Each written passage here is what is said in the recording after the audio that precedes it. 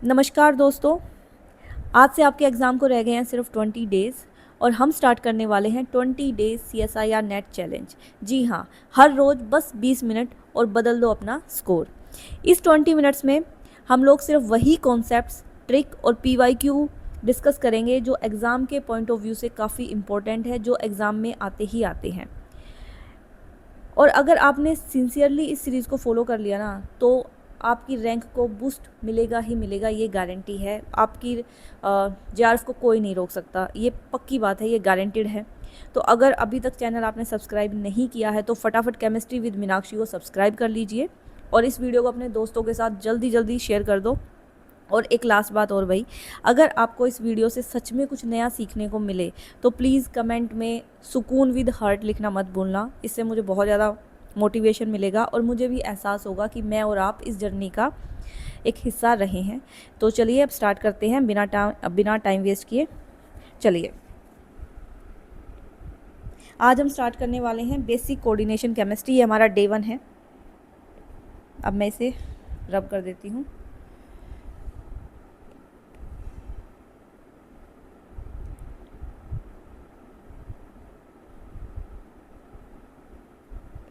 सबसे पहले तो क्या याद रखना है, सबसे इम्पोर्टेंट है एम्बीडेंटेट लिगेंड। इसको मुझे थोड़ा सा साइज कम करना पड़ेगा। फर्स्ट इज एम्बीडेंटेट लिगेंड, बहुत इंपॉर्टेंट है ये। कोऑर्डिनेशन हमने स्टार्ट किया है, आज हम बेसिक करने वाले हैं। एम्बीडेंटेट लिगेंड क्या होते हैं भाई? वो लिगेंड जिनके पास दो या दो से ज़्यादा डिफरेंट डोनर एटम्स होते हैं, 2 और more different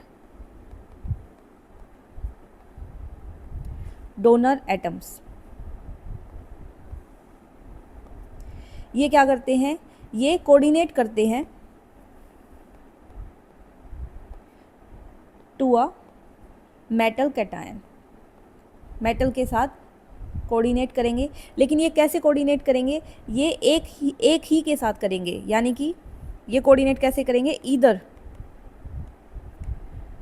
of the 2 different atom.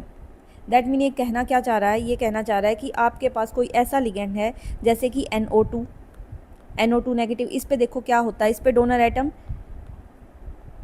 ये ऐसे बनता है। इस पे डोनर एटम एक तो आपका नाइट्रोजन है और एक डोनर एटम क्या है? ऑक्सीजन। तो ये क्या करेगा? मेटल के साथ या तो एक बार नाइट्रोजन के साथ कोऑर्डिनेट कर लेगा, एक बारी में एक ही एटम इंटरेक्ट कर रहा है, ठीक है, ये याद रखना, उसको एम्बीडेंटेट लिगेंड बोलते हैं। या फिर ये कैसे कोऑर्डिनेट कर सकता है? ये ऐसे कर सकता है, ऑक्सीजन के साथ ये मेटल के साथ कोऑर्डिनेट कर जाए, या फिर ये ऐसे कर सकता है, ठीक है, इधर ऑक्सीजन के साथ और नाइट्रोजन के साथ। तो उसको, इस टाइप के लिगेंड्स को हम क्या बोलते हैं? Ambidentate ligand. ये बहुत इंपॉर्टेंट है, अगर अभी तक नहीं पढ़ा था तो इसको प्लीज़ ज़रूर कर लेना, इसके एग्जाम्पल याद कर लेना। ये 2 मार्क्स में आपको देखने को पक्का मिल सकता है, ये बहुत इंपॉर्टेंट है।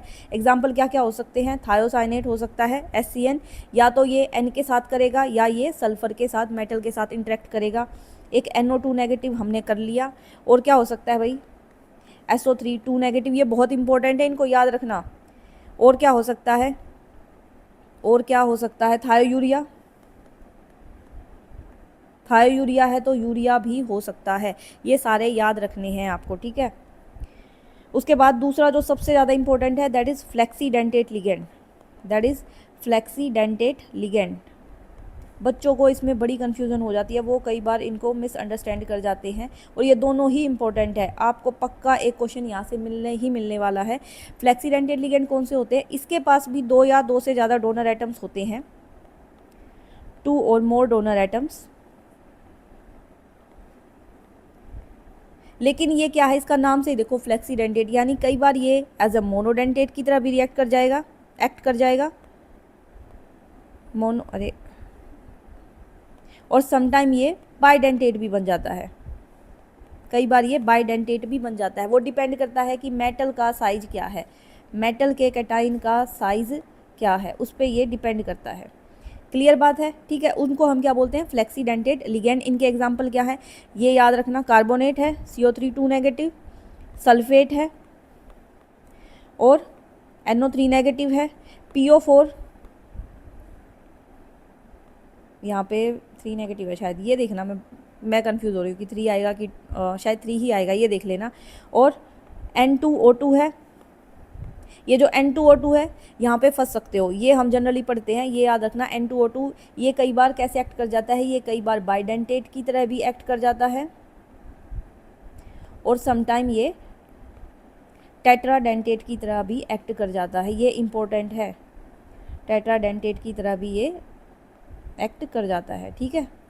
कई बार बाइडेंटेट तो कई बार टेट्रा, यानी कई बार 2 जगह से पकड़ रहा है तो कई बार ये 4 जगह से पकड़ रहा है, ये भी फ्लेक्सीडेंटेट ही है, ठीक है। और क्या हो सकता है, आई गेस यही है, ठीक है। एक तो ये है इंपॉर्टेंट, जो आपको याद रखना ही रखना है, बहुत इंपॉर्टेंट है, अगर अभी तक नहीं पढ़ा था तो इसको ज़रूर देख लेना। देन उसके बाद अब आती है वर्नर थ्योरी। वर्नर थ्योरी से वो डायरेक्ट क्वेश्चन ऐसे नहीं पूछता, क्योंकि ये थोड़ा बेसिक में चला जाता है, ये आपको जेई में या नीट में यहाँ से क्वेश्चन देखने को मिलते हैं। लेकिन ये इसको देखो कैसे क्वेश्चन पूछेगा, कुछ इंपॉर्टेंट क्वेश्चन ऐसे है, देखो ये देखो, पहले मैं तुम्हें, ये वर्नर थ्योरी का क्वेश्चन है, ये वाला वर्नर थ्योरी का है और ये टिफर में आया हुआ है।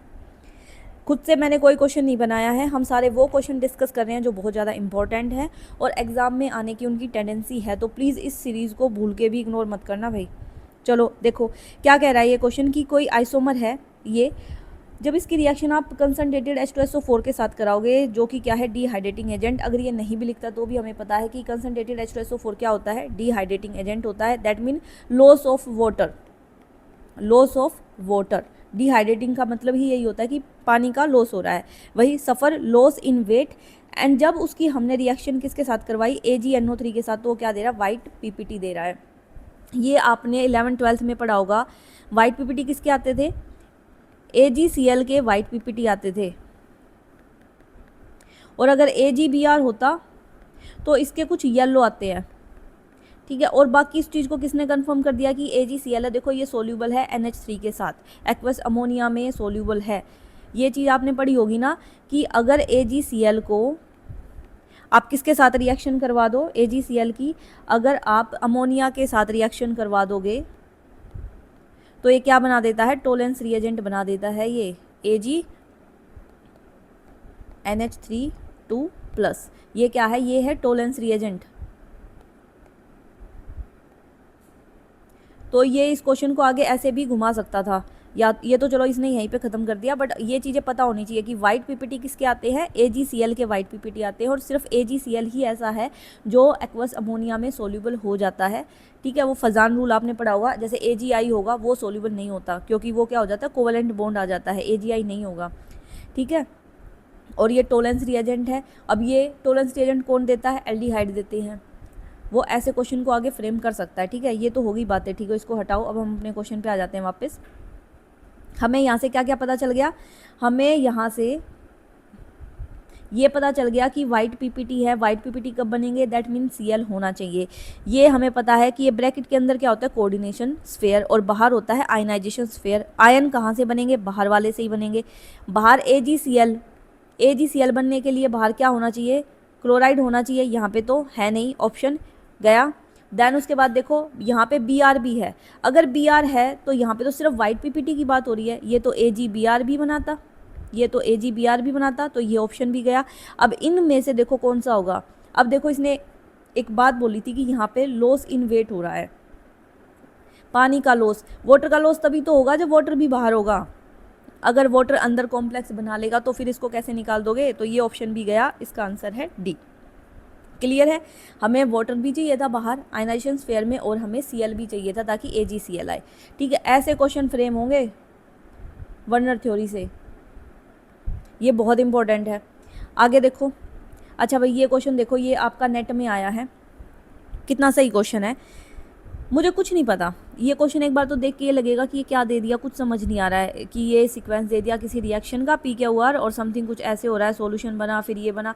लेकिन मेरी नज़र कहाँ गई, ब्लड रेड, ये कुछ पढ़ा पढ़ा लग रहा है। ये आपने BSc MSc में भी पढ़ा है, 11th-12th में भी पढ़ा है, जब हम LE बनाते थे, लसाइन एक्सट्रैक्ट, याद आया कुछ। उसमें क्या होता था कि अगर आपके कंपाउंड के अंदर कार्बन भी प्रेजेंट है, नाइट्रोजन भी प्रेजेंट है एंड सल्फर भी प्रेजेंट है, तो वो कैसा एक्सट्रैक्ट बना लेगा, वो ये बना लेता था NaS CN, और जब इसको फ्रेशली प्रिपेयर्ड FeCl3 के साथ रिएक्ट कराते थे तो ये क्या बनाता था, FeSCN3, FeSCN3। यहाँ पे iron should be in 3+ oxidation state और SCN ये बन जाता था, जिसका कलर कैसा आता था, ब्लड रेड। ये हम सब ने पढ़ा हुआ है। तो सिर्फ अब ये चीज़ देख लो, ये कहाँ पे है, आयरन 3+ में हो और SCN हमें मिल गया, थायोसाइनेट अगर हमें मिल गया तो उसका ब्लड रेड आएगा। क्या ऑप्शन ए में ऐसा कुछ कहीं है, नहीं है, ऑप्शन गया। ऑप्शन 2 देख लो भाई, ये रहा, ये मिल गया। यहाँ पे ऑक्सीडेशन स्टेट इसकी क्या है, 3, ये 2 है, इसकी वजह से -1 आया तो क्या बन गई इसकी, Fe3+ होगी ऑक्सीडेशन स्टेट। यहीं से आंसर आ गया। और देखो ये साइनाइड है, ये अजाइड है, तो ये ऑप्शन गए, आंसर बी। क्लियर है। दिखने में ये क्वेश्चन कैसा लग रहा था कि ये तो नहीं बनने वाला, ये क्या ही रिएक्शन लिख के दे दी, लेकिन देखो एग्जामिनर आपसे ऐसा क्वेश्चन नहीं पूछेगा, रटने वाली वो चीज़ें नहीं पूछेगा, वो कहीं ना कहीं ऐसी चीज़ें छोड़ के जाता है हमारे बेसिक की। बस थोड़ा सा दिमाग लगाना है, दौड़ाना है और आप आराम से क्वेश्चन ले जाएंगे। ठीक है, चलो आगे आओ। ये क्वेश्चन देखो कितना अच्छा क्वेश्चन है, ये टिफर में आया था। 2 कंपाउंड है, एक ये है और एक ये है। अब ये कह रहा है कि इसको वाटर में डिजोल्व कर दो, तो बताओ कौन सी स्टेटमेंट करेक्ट होगी। देखो जब भी ऐसे क्वेश्चन आए, मोस्ट प्रोबेबली जो ज़्यादा एक्सट्रीम स्टेटमेंट होती है ना वो करेक्ट नहीं होती है। जैसे इसने बोला कि दोनों ही कंपाउंड पॉजिटिव टेस्ट देंगे या दोनों ही कंपाउंड टेस्ट नहीं देंगे, तो ये इनमें से ऑप्शन आपका होना, इनके चांसेस काफ़ी कम हो जाते हैं, तो इनको एलिमिनेट कर दो। अगर आपको समझ नहीं आ रहा है कि हम कैसे ऑप्शन तक पहुँचे तो एक्सट्रीम को कट कर दो। अब इनमें सोचो। अब देखो मुझे ये याद नहीं आ रहा है ये क्या है, वैसे तो ये मोर साल्ट है, वैसे तो ये मोर साल्ट है, लेकिन चलो आपको ये याद नहीं आया उस टाइम पे स्ट्रेस में। ये तो हमें देख के पता चल रहा है ये तो कोऑर्डिनेशन कंपाउंड है, ये तो कोऑर्डिनेशन कंपाउंड है। तो कोऑर्डिनेशन कंपाउंड ये कभी ब्रेक नहीं होगा। और ये टेस्ट कब देगा, जब आपके पास Fe2+ होगा। ये कैसे टूटेगा, ये तो ऐसे टूटेगा 4K प्लस FeCN6 4 नेगेटिव, ये तो ऐसे टूटने वाला है। तो ये तो Fe2+ नहीं दे रहा। जब ये Fe2+ नहीं देगा दैट मीन कंपाउंड 2 तो ये टेस्ट नहीं देने वाला। दैट मीन आपकी सी स्टेटमेंट भी गई, आंसर आ गया आपका बी। क्लियर है। अगर क्लियर है तो एक और क्वेश्चन देखो, ये भी काफ़ी अच्छा क्वेश्चन है, ये गेट में आया हुआ है 2019 में। ये क्या कह रहा है कि एक कॉम्प्लेक्स है जो कि किससे बना है, क्रोमियम आयन से बना है। ठीक है, उसके अंदर 3 ब्रोमाइड है और 6 वाटर मॉलिक्यूल है। यानी कि वो कॉम्प्लेक्स कैसा हो सकता है, कुछ ऐसा हो सकता है, क्रोमियम है और उसके साथ वाटर मॉलिक्यूल दिए हैं 6 और क्या दिया है, 3 ब्रोमाइड आयंस दिए हैं, ये कुछ ऐसा दिया है। ठीक है, उसके बाद ये कह रहा है कि आप ऐड करोगे एक्सेस AgNO3 तो क्या मिला आपको, एक कॉम्प्लेक्स मिल रहा है दैट इज AgBr। अब देखो कोई ऑप्शन एलिमिनेट कर पा रहे हो इसमें से, बिल्कुल AgBr कब बनेगा, जब इस ब्रैकेट के बाहर Br हो। इसमें तो नहीं है, ये ऑप्शन गया, ये तो नहीं होगा।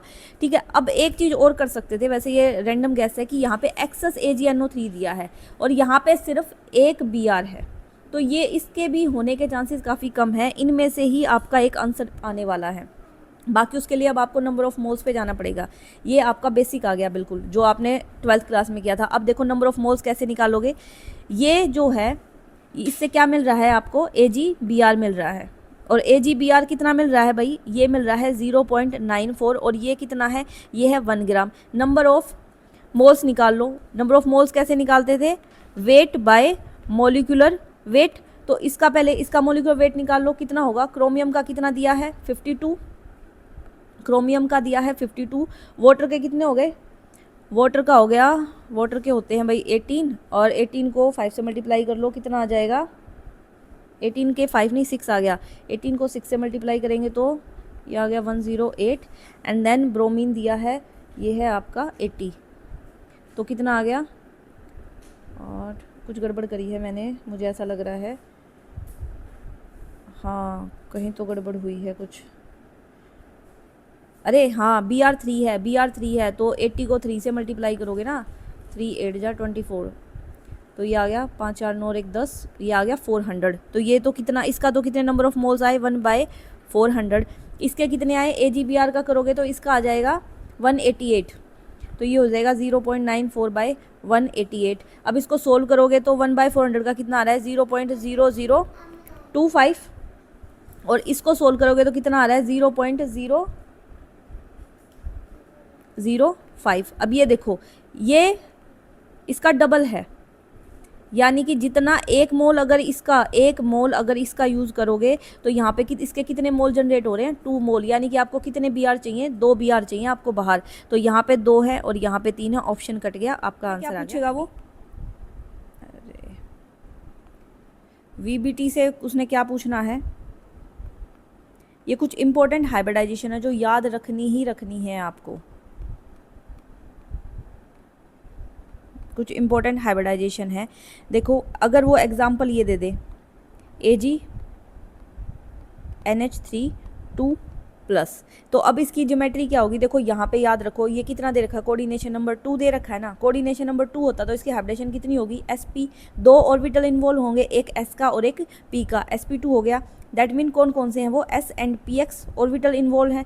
और इसकी ज्योमेट्री क्या हो जाएगी, ज्योमेट्री हो जाएगी लीनियर। ये याद रखनी है, वो क्वेश्चन में यही पूछेगा, एग्जाम्पल दे देगा, ऐसे कॉम्प्लेक्स दे देगा और पूछ लेगा इसकी ज्योमेट्री क्या होगी या फिर इसके बीच का बॉन्ड एंगल क्या होगा। बॉन्ड एंगल कितना हो जाएगा, 180 डिग्री। फिर दूसरा एग्जाम्पल देखो यहाँ पे HgI3 नेगेटिव, इसकी बताओ यहाँ पे कोऑर्डिनेशन नंबर कितना है, 3 के लिए कितने होंगे, sp2। ये याद करने का तरीका बताया है मैंने। तो इसकी ज्योमेट्री क्या होगी, इसकी ज्योमेट्री होगी planar, that is trigonal planar. और इसमें कितना एंगल होगा, इसमें होगा 120 डिग्री। और ये तो आपको 25 में ये पूछ भी रखा है। एक तो HgI3 पूछा था और इसके साथ इन्होंने पूछ लिया था SnCl3 नेगेटिव की, इन दोनों की ज्योमेट्री बताओ क्या होगा। ठीक है, इसको तो वैसे कर लोगे जैसे आप केमिकल बॉन्डिंग में करते हो। टीन का तो कितना हो जाएगा, देख लो स्टेरिक नंबर कितना आ जाएगा 4, और साथ में ये लगे हैं 3 इसके और एक नेगेटिव चार्ज का, तो इसको डिवाइड करोगे तो ये 8/2 दैट इज़ 4 आ जाएगा। इसका हो जाएगा sp3। और ज्योमेट्री इसकी क्या रहेगी, ज्योमेट्री इसकी टेट्राहेड्रल ही रहेगी। ज्योमेट्री तो अगर या फिर ट्राइगोनल बाय पिरामिडल, ये देख लेना टेट्राहेड्रल होगी कि ट्राइगोनल बाय पिरामिडल होगी, बाय पिरामिडल। ये क्वेश्चन आ रखा है 25 में। अगर आपको ये ऑप्शन पता होता तो आराम से क्वेश्चन ले जाते, यहीं पे कंफ्यूज होते आप क्या हो सकता है। ठीक है, एक और देखो, एक अच्छा क्वेश्चन, यहाँ भी कंफ्यूज हो सकते हैं बच्चे। 2+, इसकी कितनी होगी, अब ये कॉपर 4+ है, यानी कि क्या होना चाहिए, 4 का होना चाहिए। दैट मीन 4 ऑर्बिटल्स इन्वॉल्व होंगे। वो क्या हो सकते हैं, या तो sp3 हो सकते हैं या फिर sp2d होगा। इसका कौन सा होगा, sp2d, बिकॉज ये क्या है, स्क्वायर प्लेनर। ये क्या है, स्क्वायर प्लेनर, इसको याद रखना है। ऐसे ही अगर NiCO4 लिख दूँ, ये भी याद रखना। ये मैंने थोड़ा गलत बना दिया, ये ऐसे है NiCO4।